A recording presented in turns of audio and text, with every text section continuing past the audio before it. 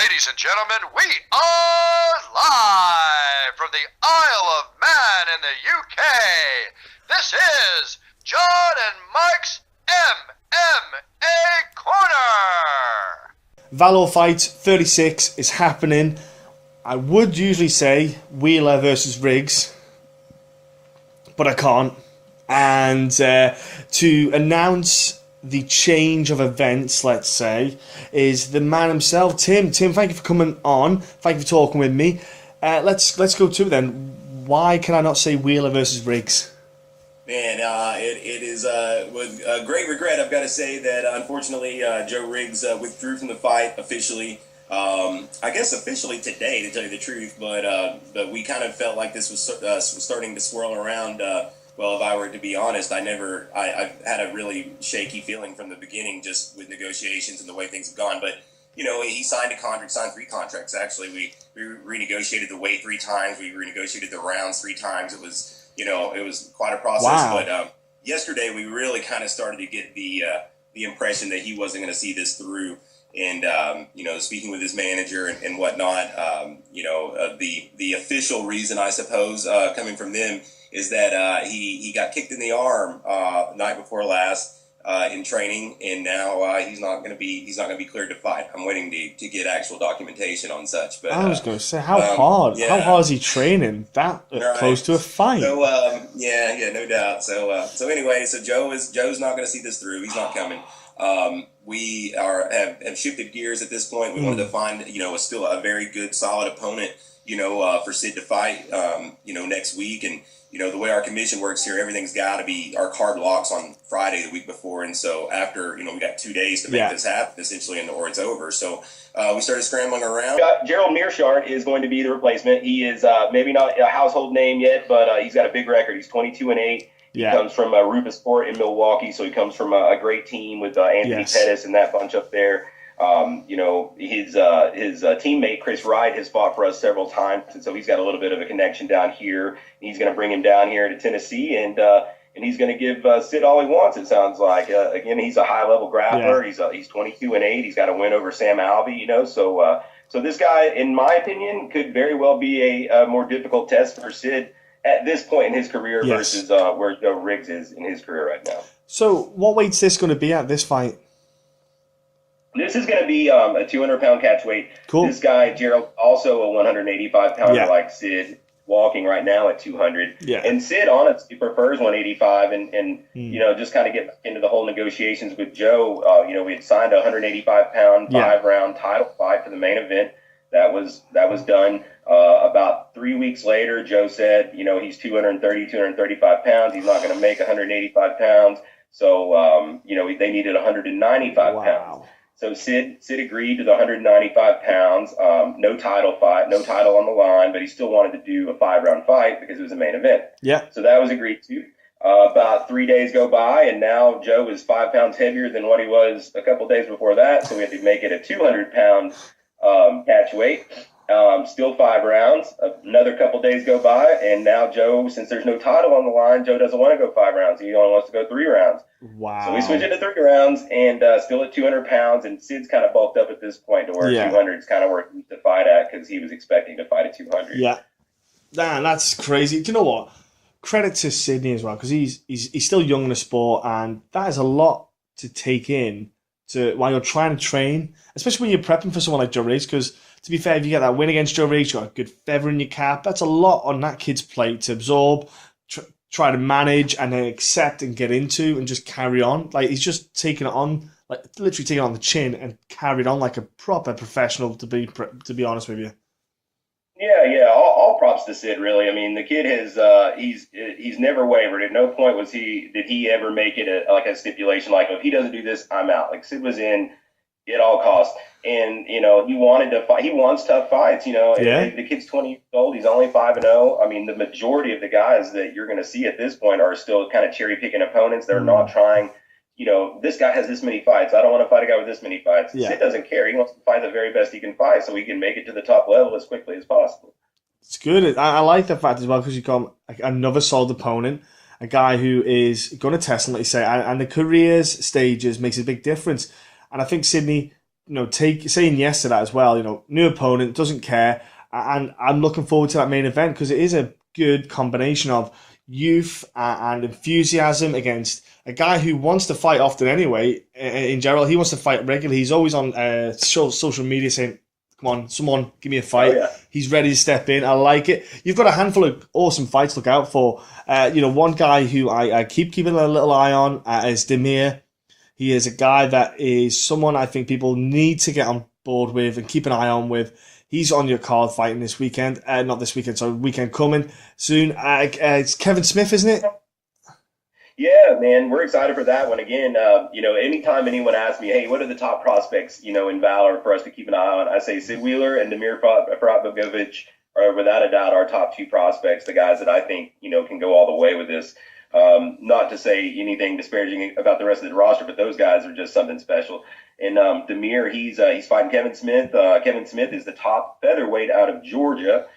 He's a Titan vet. He is the Georgia champion at 145 pounds.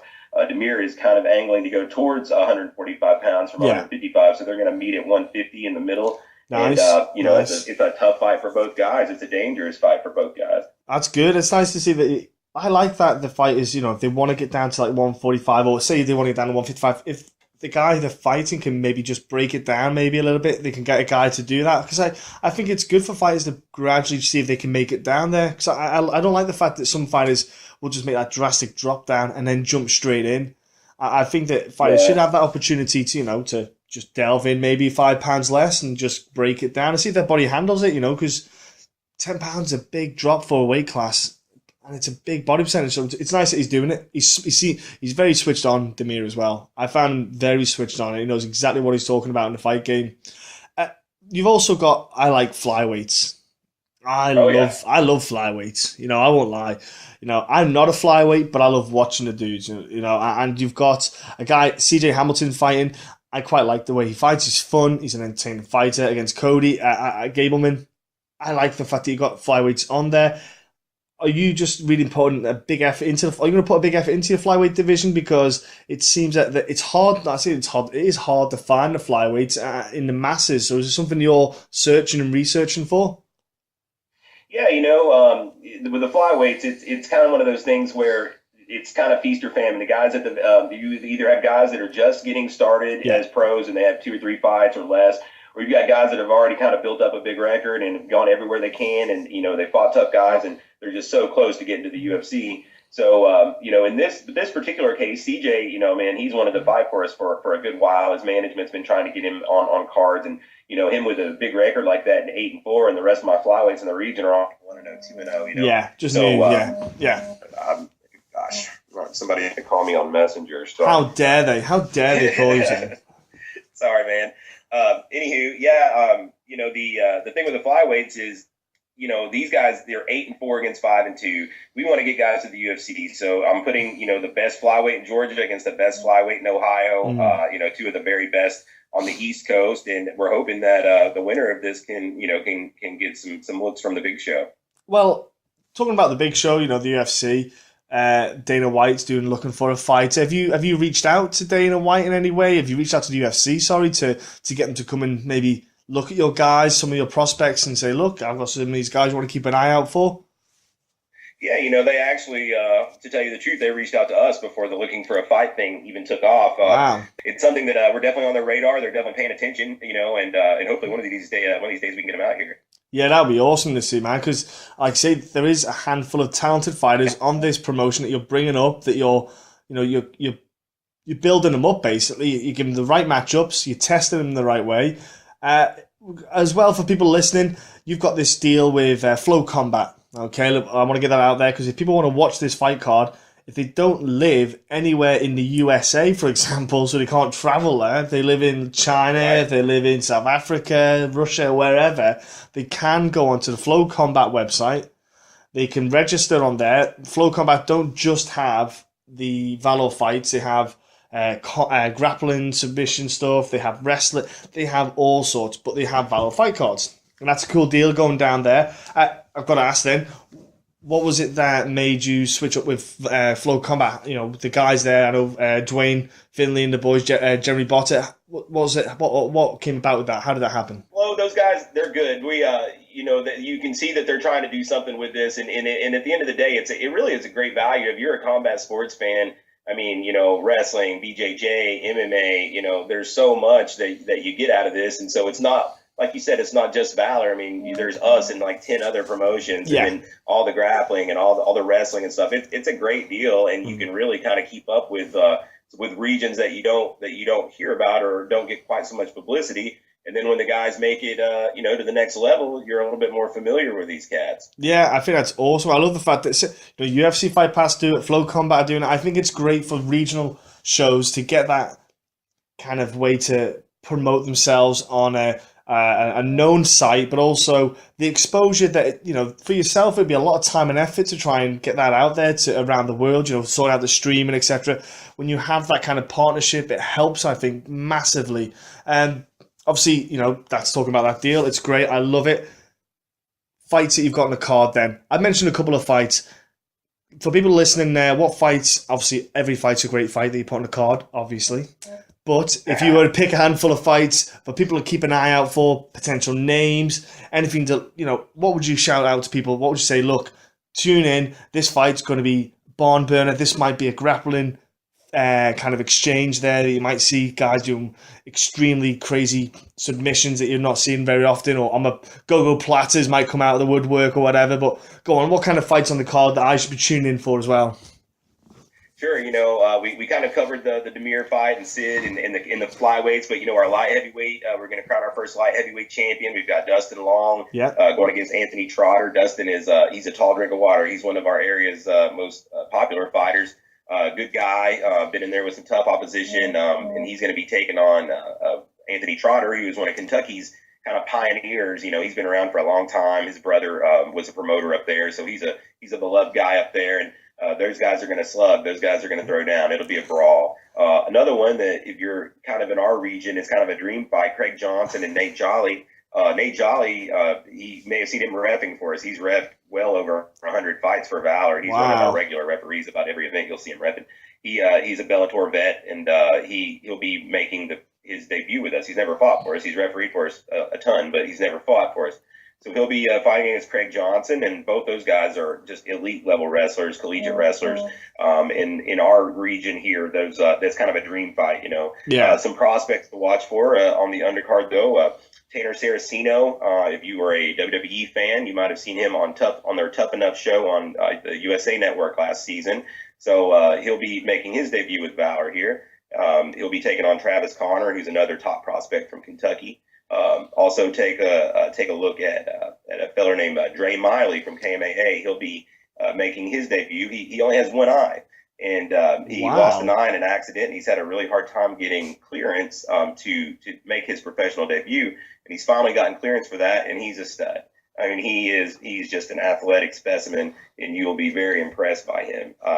Also, we've got a handful of amateur fights on the undercard that my amateur matchmaker David Robbins has done a great job. So make sure you tune in early. We've got a couple female fights on there that are very exciting. Women. There's only like 5 or 6 amateur fights, but they're all really good. Something about women fights, they always go full throttle. They're game to scrap. I don't know why. I don't know what it is, but when they get in there, when you watch some fights with the males fighting, they're tentative, they're lining each other up. Women there's a bit more intensity. I have no idea what it is. I don't know why, but I'm in for that. I'm in already on that one.